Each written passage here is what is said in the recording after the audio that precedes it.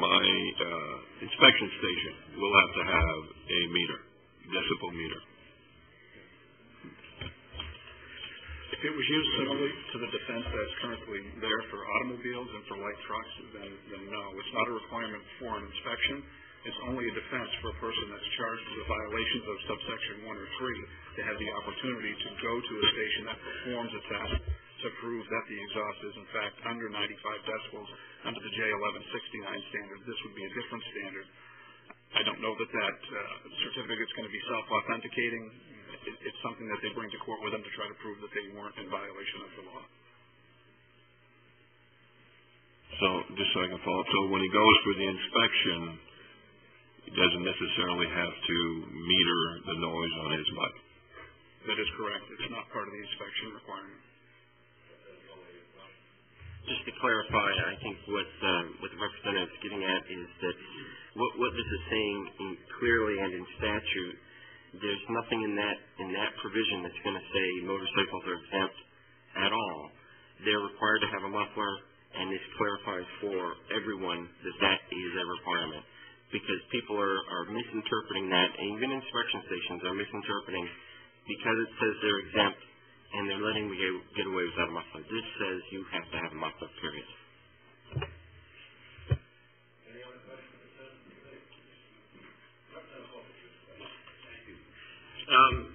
Lieutenant, nobody wants to make your job any more harder than it is, but this is an area that is becoming, the finger is being pointed now from this legislative area to the law enforcement.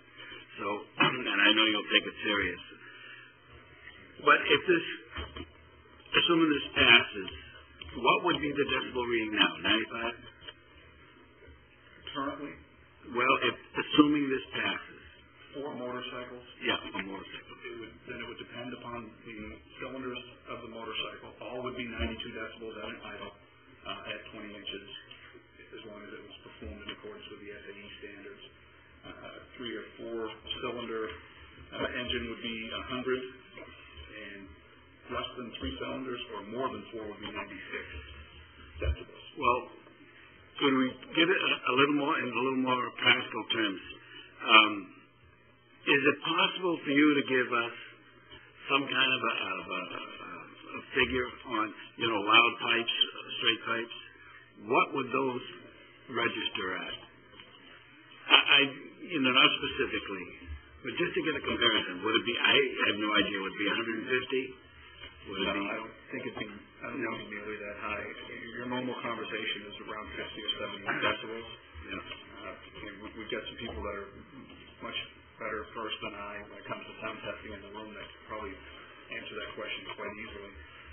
I'm going back to some of the demonstrations that I've been at, and it would seem like some of the excessively loud exhausts were over 100 decibels, but nowhere near 150. Well, I'm just a little concerned that, assuming this passes, that 90, whatever it is, 2, might still appear to be way too loud. I don't know.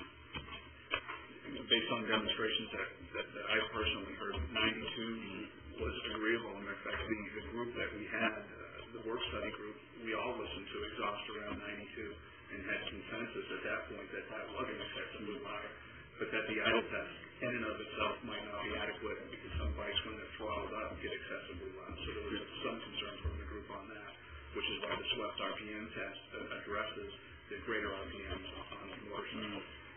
Trust your judgment. President Mazurek.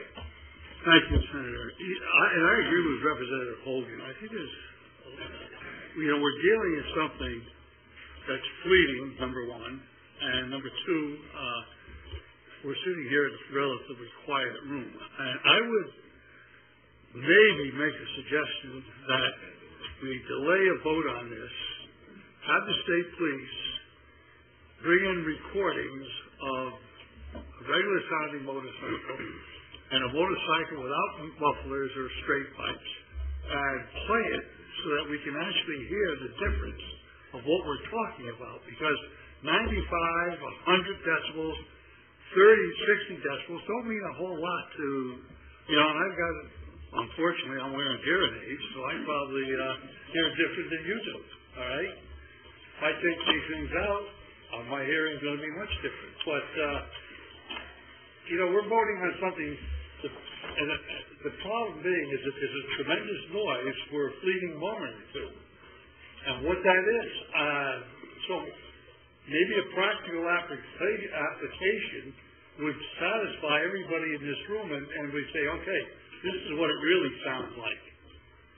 And then that way we could make a more rational vote. That's only a suggestion, but, and that would be up to the committee if they would so like to have a demonstration like that. Thank you.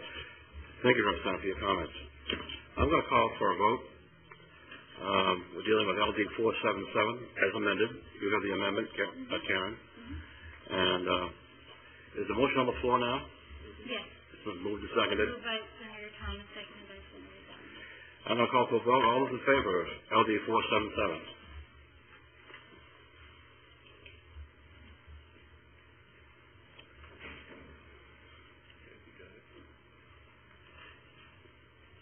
Got it? All those opposed?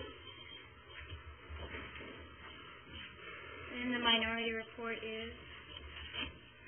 I would like to have a minority report. Mike, Ed, would you come, please? Thank you. With a demonstration of motorcycle noise. Not to pass, and a demonstration. That's his choice. Alex, you have anything to add to that?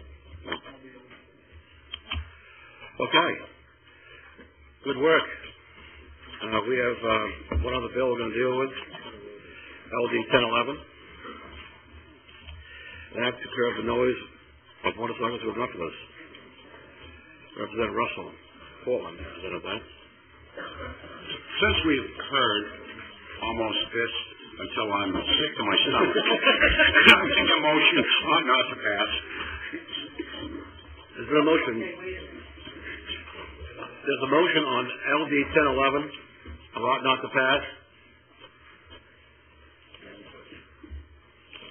Do you have a second? Representative Massac, you have a question? Yes, if we pass this, are we saying that motorcycles can be on the road without mufflers? No. No. Okay. We took care of it in the last bill. Do we have a second on? Yes. Representative Willett was the second. Representative Gilroy, you have a question? Put your mic on, please. Thank you, Chair. I guess I wasn't paying attention at the end of that. I'm sorry. Was there any interest in making 477 under an emergency so that it would be effective this summer so people could see some relief? I'm sorry I missed it before we voted, but I really thought that was a good idea. And it is a good idea. I move we reconsider 477. Well, can we... If everyone, I think it would be fine if you're just amenable to adding that to your amendment that Senator Thomas made it. The seconder was Senator Diamond. Senator Diamond. Thank you, Mr. Chair. Remember that requires a two-thirds vote, and this is not a unanimous committee report. So, I mean, I don't know if we want to take that chance or not, but we should consider that as we discuss it on that. We'll get to that in just a minute. Thank you, Senator. LD 1011, however. Yep, we have a motion on the floor for that one. Moved and seconded. Ought not to pass. All those in favor? I think it's unanimous, isn't it? It is. Okay. I'll take a motion for reconsideration on LD 477. I'll make that motion. Seconded by... So moved and seconded. Moved by Senator Thomas, seconded by Representative Weaver.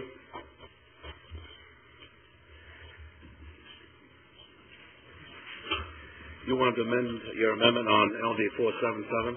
Yes, I want to add an emergency preamble to it, and if it becomes necessary to strip that off, we can strip it off on the floor. Okay. Is everybody in agreement with that?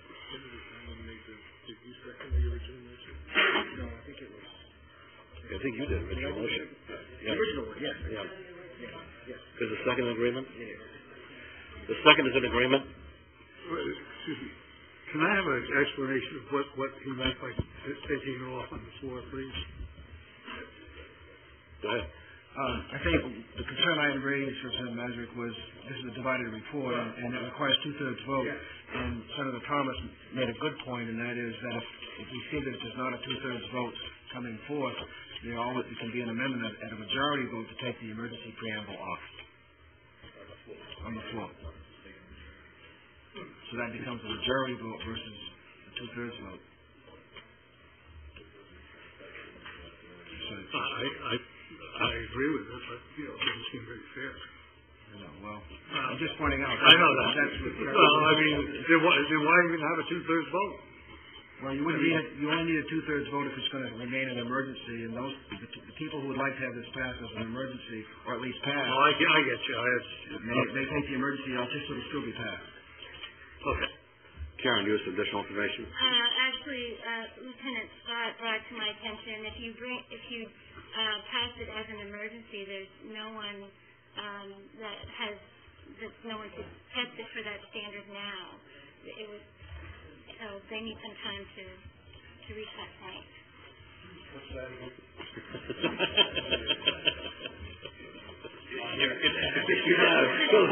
again? If this immediately became law, if someone were issued a summons tomorrow for this violation, there would be nowhere for them to go to be able to get tested to see if that standard works. There would be. Well, we're in a quandary here now. Representative Gilway. Thank you, Chair. There's no guarantee that in 90 days someone's going to be there. This is something that the burden of proof becomes that on the motorcycler who chooses to violate the law. So, in my opinion, tough luck. You go find someone, you don't have a muffler, an officer writes you, tough, go find somebody. So I say keep it on. I'm in agreement. Senator Lance, second. Upstairs. Okay. There's a motion on the floor on LD 477 with an amendment to the original amendment. Did you reread the... I want to make sure it's clear and everybody understands it before we move on. I understand. It provides under Section 1912, it sets up language, an exception so that a motorcyclist could provide as a defense that the motorcycle doesn't emit a noise in excess of whatever the J2825 provides. That they could use that standard to go in and get tested if they get a violation of 1912. And there is an emergency preamble added to that. And there's also a requirement for a letter to go out to law enforcement about the change in the law. Very good. So we've added some language to the amendment based upon the emergency situation of the bill and the amendment. And I would like at this time to caution the committee that this is going to be pretty much the end of it. And we've worked very, very hard on this most of the morning. And I think we've come to a conclusion that seems to satisfy most of the committee and most of the people in the room here today. So the motion is on the floor of 477 as amended. All those in favor?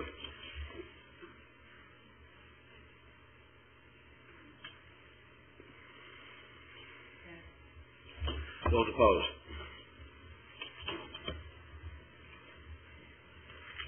And it's the same minority report this time.